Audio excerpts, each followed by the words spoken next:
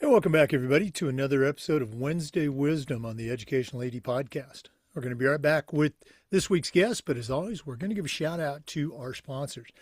Now, these are all companies I used as an athletic director. They're all great companies. You should be using them too. So listen to our shout outs, then listen to our guest, then go and visit these sponsors. I'm telling you, you're going to be glad you did. Here we go. We want to say thanks to our good friends at Sideline Interactive Indoor Score Tables and Video Boards. Go to their website. You can schedule a live web demo to see their products in action. It's probably one of the best purchases I ever made as an AD. That's sidelineinteractive.com. We also want to thank our friends at Huddle. As a football coach, I used Huddle for years, but when I became an athletic director, I made sure that our school was a Huddle school, and our coaches, our student athletes, even our parents just love the platform. Go to huddle.com, join the 8 million users, and turn your school into a Huddle school. We also want to thank Vital Signs Wall of Fame, now known as Beacon Creative. Wall of Fame's been helping schools bring their legacy to life for a decade, but Beacon Creative now allows you to create content that's going to help celebrate your students, something that we really struggle to do as schools. And here's the cool thing about Beacon Creative. They're going to do it for you. You're not going to have to lift a finger. To find out more, email John Townsend at John, John, at beaconwalloffame.com. We want to say thanks to Hometown. Hometown is still changing the game with digital ticketing, fee-free fundraising, athletic website construction, and a whole lot more. Whether you're an athletic director, a principal, a head coach, Hometown's going to show you how to save time, how to raise more money, and how to bring your community together. Go to hometown.com for more information. And as always, don't forget to mention the podcast. We want to say thanks to Gipper. Go to Gipper.com. Let their team turn you into a social media marketing guru. Gipper is going to help you promote your teams, your athletes, your entire program using their templates with branded content from your school, your colors, your logos, everything. Go to Gipper.com and don't forget to mention the podcast. We want to say thanks to Home Campus. Home Campus is something you're going to use every day. Scheduling, rosters, results, facilities. Their eligibility and clearance platform alone is a game changer. Go to homecampus.com for more information. We want to thank Ohio University and their online masters in athletic administration. My assistant AD, along with thousands of others, got his degree through the Ohio program, and while he earned his master's, he also completed 11 NIAAA leadership training courses at no extra charge. Check out Ohio University and their online masters in athletic administration. We'd like to thank our friends at Snap Raise. Have you ever spent weeks and weeks with a fundraiser and been disappointed in the results? Well, those days are gone. Go to snapraise.com. We used it at our school with our teams and had tremendous success, and so will you. Check out all their other great platforms. But if you're looking for a fundraiser, you just found it, and it's Snap Raise. And we want to say thanks to Athletic Surveys. If you've never used a survey to take the pulse of your stakeholders, you're really missing out. Go to athleticsurveys.com. They're going to create a custom survey that lets you connect with your student athletes, your coaches. How about your parents? athleticsurveys.com. Let them help you take your athletic program from good to great. And as always, don't forget to mention the podcast. Welcome back, everybody, to another segment of Wednesday Wisdom on the Educational AD Podcast. It's always a treat when we get to have this guest on. She's been with us, I think, since season 1 in her own episode, and then she's been back a number of times. I'm going to have to check the archives here. She might be one of our top Wednesday Wisdom guests. Of course, I'm talking about the great Amy Elliott. Amy is a certified master athletic administrator. She's the director of athletics at Kentucky Country Day School. Extremely active in the local area and her state association at the national level. She is truly, as I just said, a master athletic administrator. Amy Elliott, welcome back to the podcast. Thank you so much, Jake. Appreciate it. Well, we are on the eve of the national conference. And I guess let's do a couple of shout outs to you. You have been selected to be part of a speakers panel, not at the NADC, although you easily could be, but at a couple of other events. Share with our listeners what you're going to be presenting at later this year and into 2026. Maybe they want to go and hear you. Yeah, so Carney Sanders Associates is doing a athletic conference for, and I think this is the second annual. It's for newer athletic directors or athletic directors, assistant athletic directors that are looking to become athletic directors. Most of us, including myself a little bit, I had a great mentor, but when you become an AD for yourself, there's not necessarily this roadmap of what to do and where to go. And, it just depends on the situation, I guess, you come in. And so what's wonderful about this conference is really it just is kind of a roadmap of, hey, here are some of the best practices, anything from parent meetings to booster clubs to the 14 legal duties, so many things that are just really the nuts and bolts of being an athletic director, but maybe things that aren't necessarily taught that you just figure out along the way. So instead of figuring out along the way, having that guidance from people who've been there, and then making those connections so that we can get those resources from those other athletic directors that have done it for a while to not reinvent the wheel and continue with best practices. So really excited about working with some newer athletic administrators or ones that are aspiring athletic administrators. So that's going to be really fun. That's going to be in Philadelphia. And then I'm going to go to this another conference where it's kind of an independent school athletic director conference. I've been to it the last 2 years. It's just a wonderful conference to learn so much about things that are similar to what you typically, a lot of things you're going through. So I love the national conference. One thing that's a little bit nice about this conference is it's specific to independent, smaller schools. So a lot of the issues will overlap a little bit more than sometimes at the NEDC, where there's public schools or different states have different, rules and guidelines. So I really enjoyed that a lot and something I highly recommend for any, if you're a smaller independent school, that's going to be in New Orleans. So those are two things I'm really excited about, learning and also kind of teaching and just trying to make sure that I'm continually always, trying to grow in any way I can. All right. Well, again, congratulations on that. Very well deserved. And Thanks. listeners, we'll put the contact information for both of those events in the show notes. Well, let's jump into Wednesday Wisdom. You and I were talking just a little bit before we hit the record button. For our listeners, we're going to cover a couple of different topics today, but the first one, the theme, I guess, would be success. Kentucky Country Day just had some recent, and it's not unusual, but you just had a big success. Share a little bit about that with our listeners. Yeah, so we're super excited. Last Friday, our football team won their first Class A state championship in our history, and that was huge. We got to go to Kroger Field, which was at University of Kentucky, and we played Raceland. It was, we were up, they were up, we were up. It was a very, very exciting game. Our high school, pretty much 90% of the kids went, over 70% of our teachers went. We had some middle school kids, some lower school kids. It was just a really fun day, and it was a great way to build community. I know for me, like I was on the sidelines and just walking back and forth, and you'd see kids that were 4 years old all the way up to 18, and so many of them. And that was just really special and something that I think was awesome for those little kids too, to be a part of something, whether they were in lower school or middle school, and have those goals and aspirations and be able to see the success of the older kids and hopefully use that as like, a goal of, hey, this is what we want when we get to high school. How are we going to continue to build and, work to get another state championship? It was really fun.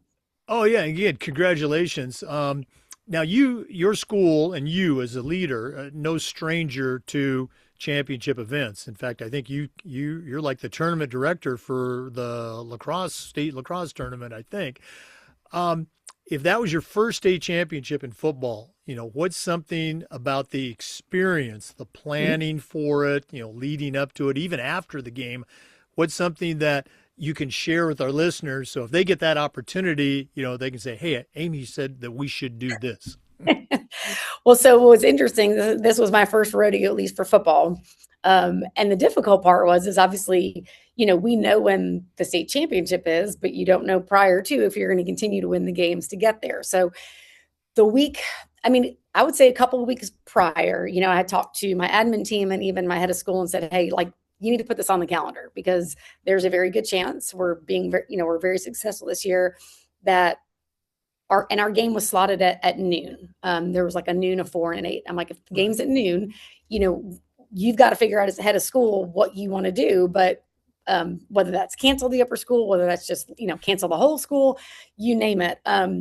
But kind of just putting that bug in her ear, and then when it got closer, continuing to be like, okay, it's getting more real. It's getting more real. Like now we're in the semis. Now we're in the. So that was something I thought that was really important to give her some time to be able to process, talk to her board members. And our head of school is brand new this year. So that was also difficult where she was kind of stepping in and trying to set a precedent in a sense because we've not really done this before. So that was one thing that I thought was really important was talking to the admin team and then talking to my head of school. And then more with the minutia, when we got closer, one of the great ideas, and this was from my director of the upper school, we wound up pre-ordering hats. So we knew it was going to be freezing. So we had kind of like KCD beanie hats. And I talked to my BSN rep and we ordered Wednesday 200 hats. Now we obviously didn't know if we were going to be winning Friday. So I was like, okay, so you're telling me I'm not going to be on the hook, for $5,000 worth of hats unless we win.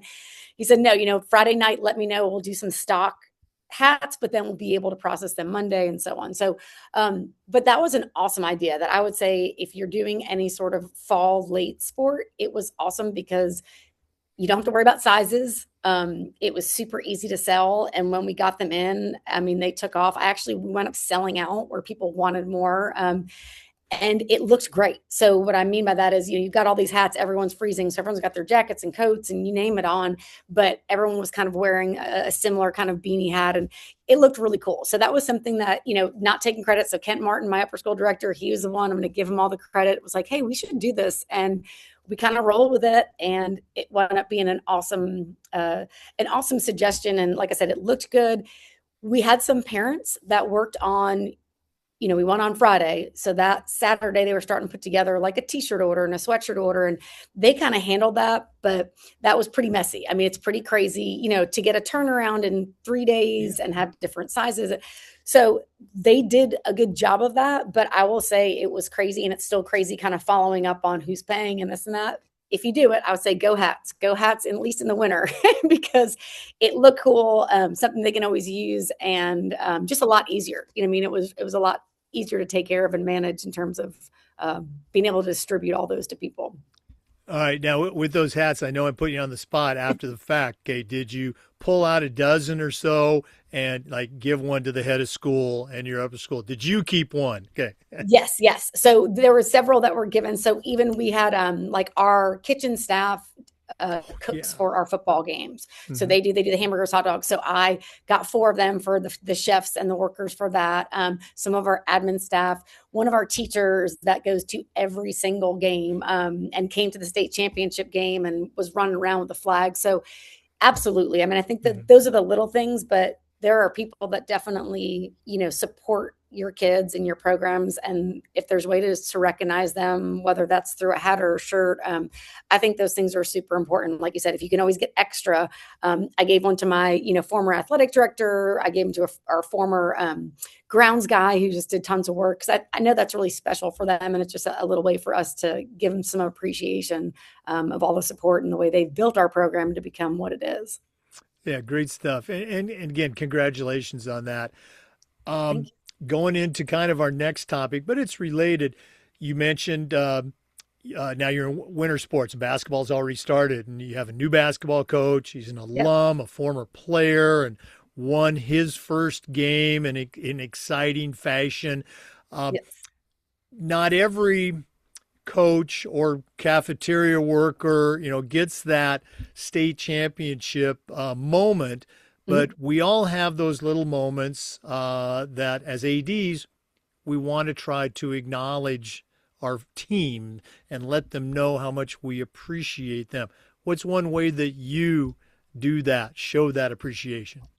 Yeah, so last night, Malik's my coach's name. He got his first win, and so I took a picture of him after the game, and we put a little post on. So I sent it to my social media. I'm like, Zach, this is Malik's first game. It's his first win. Can you put something on? Just, here's the score. I just want to make sure he feels the love. People see the success, and so we put a quick social media post on.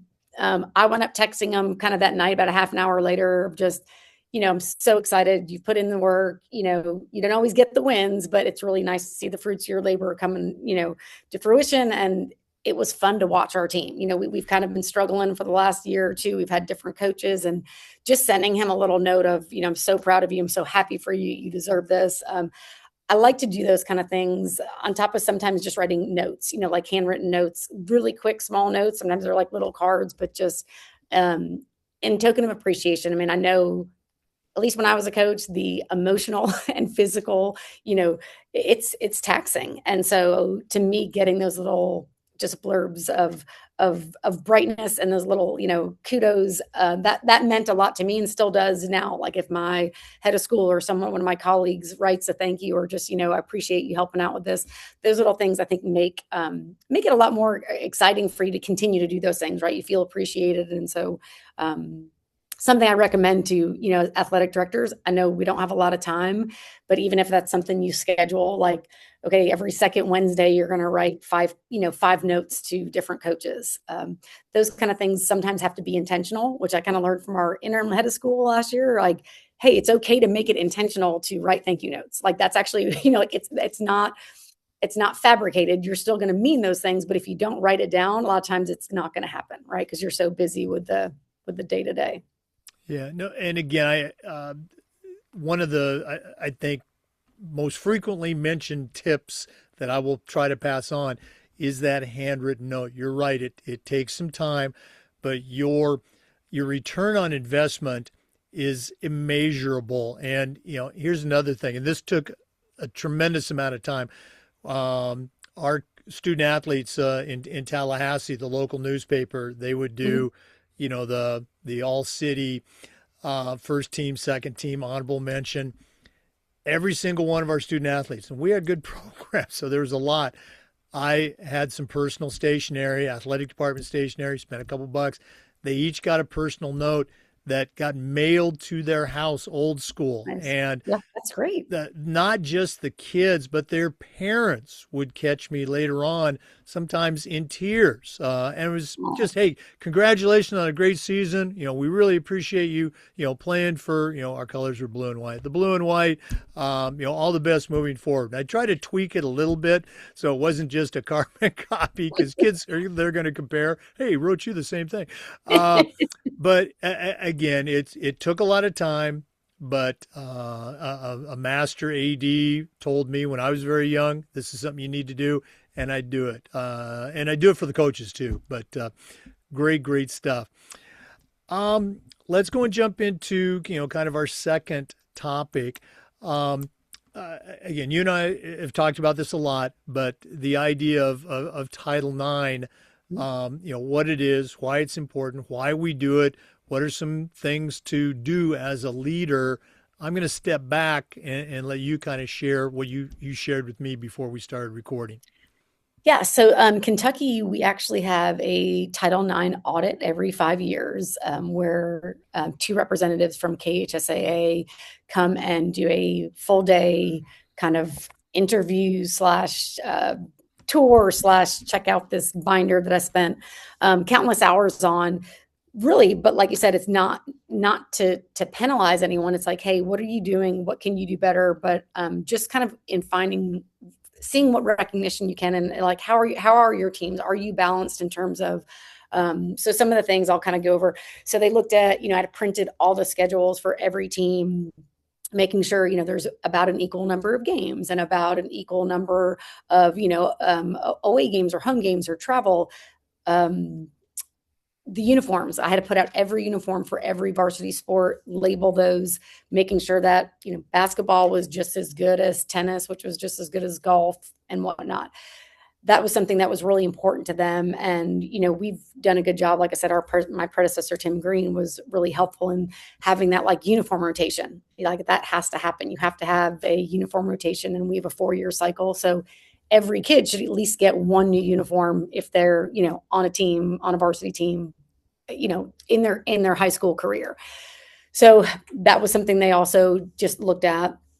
We had to walk around to all the locker room spaces and see like what locker room spaces each team had. Were they, again, equitable? They're not always equal, right? But equitable depending on the number of kids. Like our football program has 50 players, and our, volleyball team has 15. So their locker room is a little bit smaller, not that it's exactly the same in terms of the lockers and what's provided, but just smaller. So understanding that there's a difference between being equal and equitable, and making sure that you're trying to be as equitable as possible.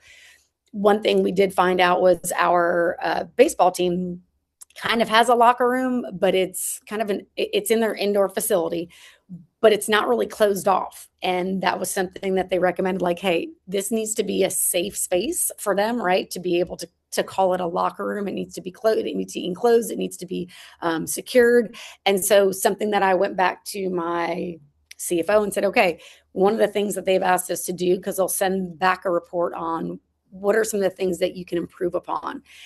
I was like, okay, we've got to come up with a plan to be able to enclose this area, make it more safe and secure for the baseball team, to make sure that we're keeping up to par with the Title IX standards, with the other locker rooms we have. So that was pretty cool. And little things. So transportation and like away trips. I didn't have specifically a document outlining specifically, like in the coach's handbook, what their food budget was, or what they could spend. So I said, typically our coaches will just get, they'll pay a fee, and that fee will cover the breakfast and lunch, and the coach or the team mom or somebody's going to order, bagels for the breakfast, and then they'll get, Jersey Mike's for lunch. And her question, which was great, was like, well, how don't you know they're not going to go to Ruth Chris? And I'm like, well, that's a great question. I was like, I trust them.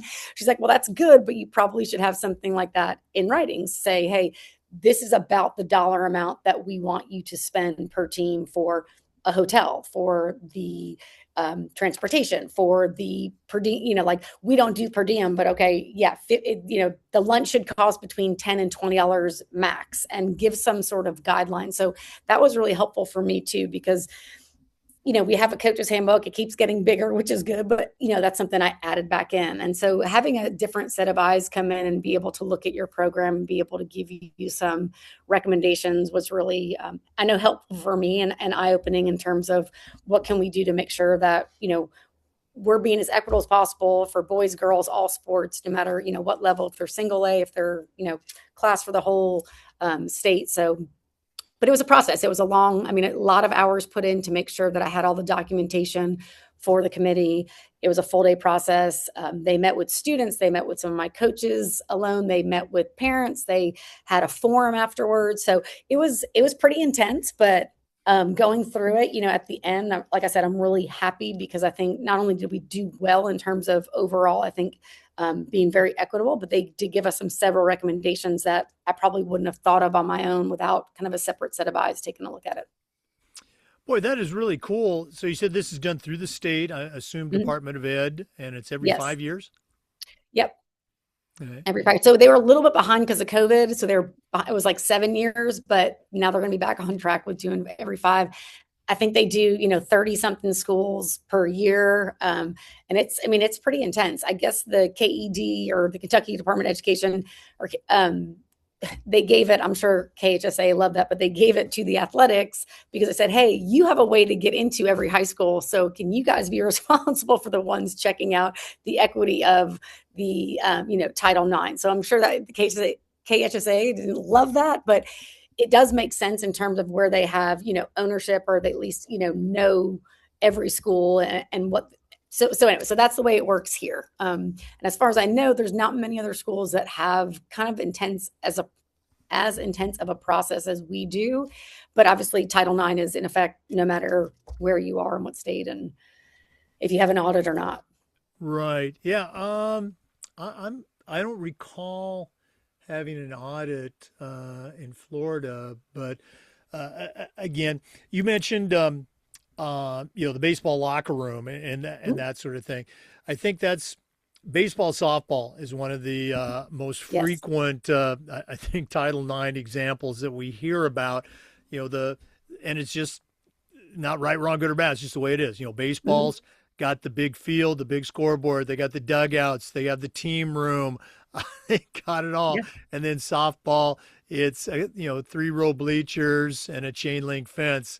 Yeah. Um, you know, what are I guess let's talk about the Kentucky. I know you guys are always compliant, to the nth degree. Uh, have you heard about situations like that at other schools? And did they even like maybe reach out to you for hey, how do we get compliant? Yeah, I did remember going to like a national conference, and this was years ago, but talking about when you have, let's say we use baseball and softball, that was the example that this athletic director had to deal with. Was he had a parent or parents that wanted to donate to get lights for the baseball field. And although that was great, the problem was is if they accepted that money, they didn't have money or a way for softball to be able to also have lights because it wasn't fair or equitable for the baseball team to have that and not the softball team. So that's pretty tricky too, is making sure that if you get these gifts or you get parents or booster clubs or working for one team, that even though if you've got a booster club and everybody's different, but each team has their own booster, if the baseball team wants lights, you've got to be careful that if they're going to raise that money, that you have a plan to get softball lights or a new locker room for football. You've got to find the comparable sport to make sure that another team has a new locker room. So I know that I remember that because it was very surprising. I'm like, oh my gosh, you have to turn down that money or turn down the excitement from a group of parents. But you really have to be careful as the athletic director overseeing every program that if you're going to do something like that, you've got to make sure it's equitable to whatever sport kind of aligns to that same program. Yeah, and again, you and I talked about this. You don't comply with Title IX regulations because you're afraid of if you don't comply, it's a violation. You comply because it's the right thing to do. Okay, Yeah. these are our kids. It's a school.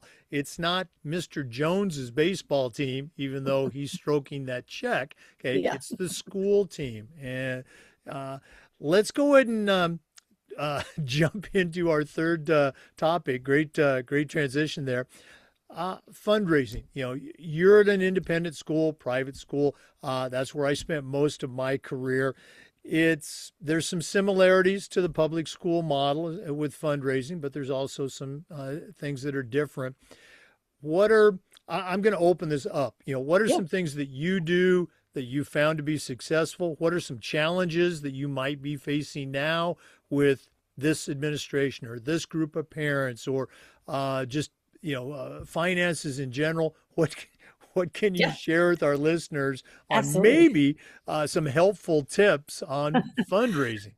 And I might even need some myself. So, one thing that we've transitioned a lot from 25 years ago to the present day where we had a official like athletic booster club. They could fully fundraise, whether it was selling chocolates, doing a golf outing, you name it.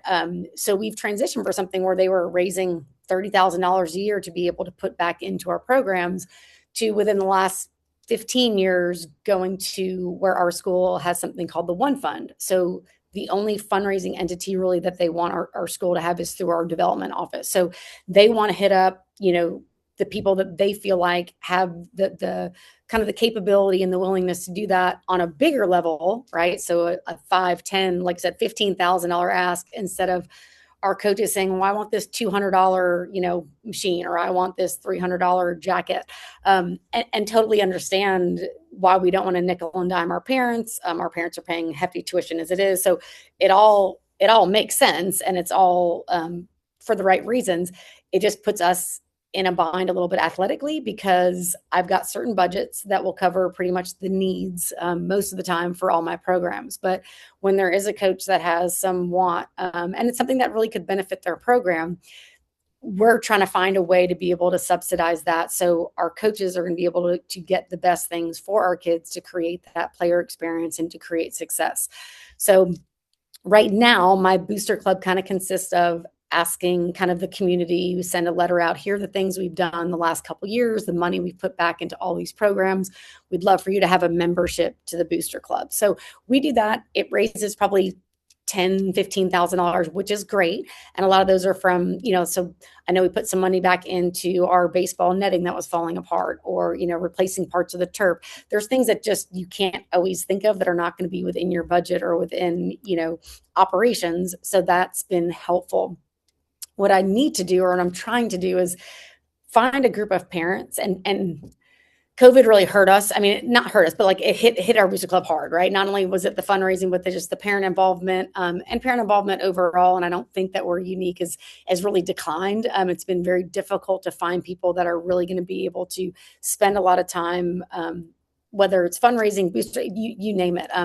More of our parents, which is great, are, dual family, full-time working parents. And so it's just harder for us to find individuals that have a ton of time to be able to just dedicate to whatever, our needs are, or whatever we want help with. So I'm trying to figure out a way to get our Booster Club funds to be able to provide those things for coaches, but making sure we're not nickel and diming our parents. One thing I am struggling with, and I'll ask you, we don't charge our families admission to games.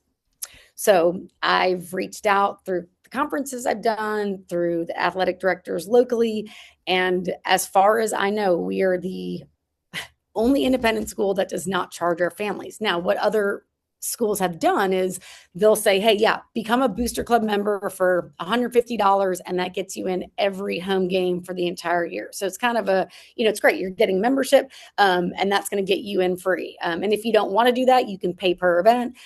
But we've never had that. So trying to break that cycle right now is really difficult, because, we don't want our parents to feel like out of nowhere we're just charging them.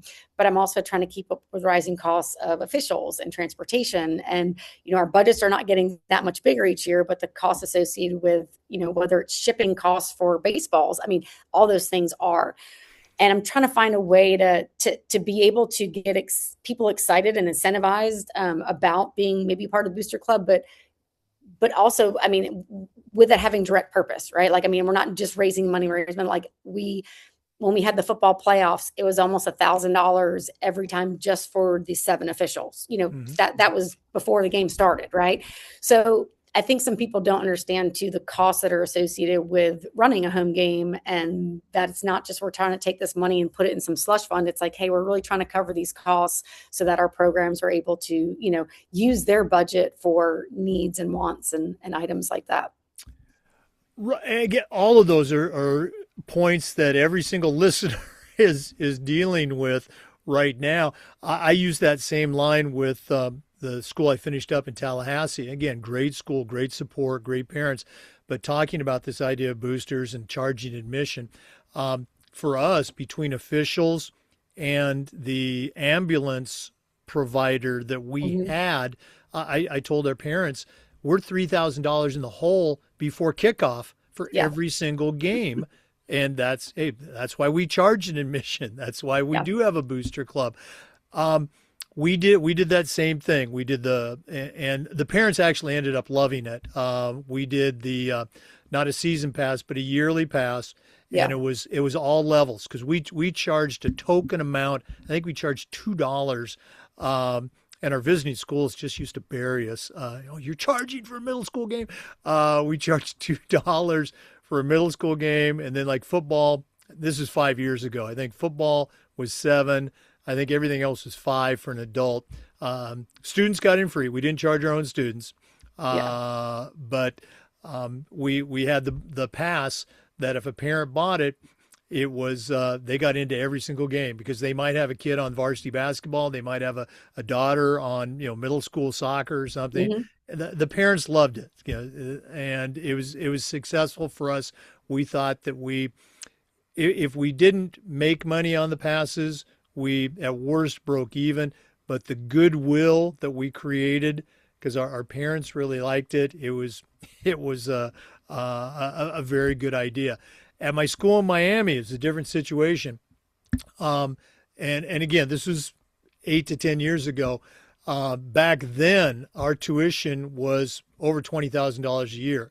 and our head of school didn't want to charge our parents Yeah. $7 to come and see their kid play. And when we traveled 2 miles down the road to our rival school, another private school, they did charge admission. Mhm. And our parents were most offended not at paying to go to their games, but at our visiting our rival parents. They got into our games for free. It drove them crazy. We should be charging them. Yeah. My school in Tallahassee, different economic setup, our tuition was much less. And so our head of school felt comfortable charging admission. And we never got any complaints from our own parents. So again, you got to read the room. Yeah. You got to figure out what works for you. And you have to communicate. Hey, we're $3,000 in the hole before kickoff. That's a good reason why we charge. There was a public school, very successful public school, big public school in Tallahassee. If you were a member of their baseball program, if you got selected to play varsity baseball, your player fee was $2,500. Okay. Mhm. That's how they rolled. When I heard that, I couldn't believe it. Yeah, Okay. that's And they wanted to, have those pregame, the warm-up shirts so they didn't get their jerseys sweaty. They wanted to travel on motor coaches and things like that. And the school let them get away with it. I was just like, yeah. it blew my mind when I heard that. But again, it apparently it worked for them. Yeah. No, yeah. Well, there's a school locally that their team fees, yeah, are in I think the thousands. And it's crazy to me. But what's difficult, I feel like, for the parents of that school is they're a cut school and a very competitive school. It's like if you're not willing to do it, someone else is. And I hate that too, because I feel like it's kind of a pressure item for those parents and those kids to make that happen when, it's a high school sport and we want to try to provide everything we can as a school, and not put that cost on the parents Well, or on the that's why Kentucky Country Day exists. You can say, hey, come to our school, yeah. okay? I don't think that's what education-based athletics is all about. And talking about player fees, this is something that we morphed to at my school in Tallahassee. We ended up getting rid of athletic fees, but there was and I can't remember what the term was at the time, but every student, not every student athlete, every student, part of their tuition, we factored in some sports fees because it was our feeling that sports is part of the student experience. And Yeah. whether you're a Oh, yeah. player, whether you're a fan, a manager, whatever, that just like, band and debate and all those things, it's part of our school's experience. And, we're not going to charge you extra. We provide it. And so that's something else to, put Think in the about, pot yeah. and stir it up. Mhm, mhm. No, true. Yeah, there's different ways of kind of frying the fish. It's figuring out the best way to get, what the coaches want, but in the best way that works for your community or school or, your administration. So, and that's what we're kind of trying to figure out. Well, Amy, I know you're boots on the ground. You're still working for a living. You're not like me, but thanks so much for sharing with our listeners. Again, if one of our listeners wants to reach out and pick your brain a little bit more about how you do things, or maybe share some ideas that have been successful for them, what's the best way they can get a hold of Amy Elliott? Sure. Best way is my email. So it's my name, Amy, Amy.Elliott, Elliott, at kcd.org. And yeah, I'd love to reach out if I can help in any way or share any documents or anything. Please feel free to reach out. Yeah, and Amy's information, she's on LinkedIn. She's also in the NIAAA membership portal. So reach out to Amy Elliott. Amy, thanks again. All the best with everything coming up. I know we're not going to see you at NADC this year, but try to enjoy those chilly Kentucky temperatures while we are basking in that Tampa sun. Okay. I will be jealous, that's for sure. For our listeners, we hope to see you at Tampa. And just a reminder, we upload the Zoom recordings of every interview to the Educational AD Podcast YouTube channel. We do Wednesday Wisdom just about every day, every week. And just about every day, we do try to share stories and best practices from the world of athletics. So please come back and join us again on the next episode of the Educational AD. We'll see you next time. Hey, before we go, of course, we want to give a shout out to our sponsors. Wouldn't be possible without their help. Let's say thanks to Hometown, fundraising, digital ticketing, you name it, go to hometown.com. Ohio University and their online masters, check them out.